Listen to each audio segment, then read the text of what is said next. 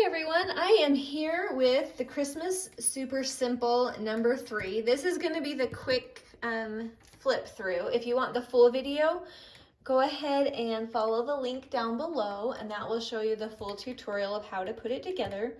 I'll try to link everything and some of the supplies and different things like that down below. Heads up on this one, I printed everything on regular paper except for 2 pages. I printed this page that makes these on a light cardstock that makes our little doors, and the page that makes all these little side tags right here and this little guy. I'll try to put the numbers, I think I forgot to do that on the last one now that I'm saying it, but I'll try to remember to go in and get those numbers for you.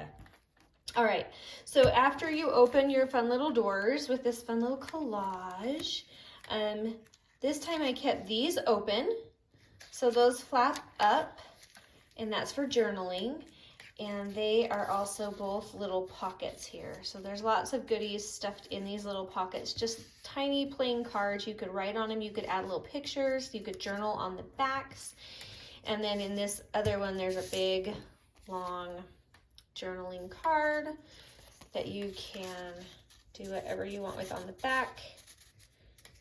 And then we have this little collage here, a tiny little triangle corner pocket, a journaling card, and this, I turn this tag into just a little tuck, so you can just hold that in place. It stays in place really well, and that's just for more journaling or whatever. And then I have in the back another journaling card that's really pretty. And, oh, I can't get him back in. And I have this fun little thing that you could turn into a mini book. You could just turn it into a plain old journaling card. This time I tried something new and I just turned it into a little pocket.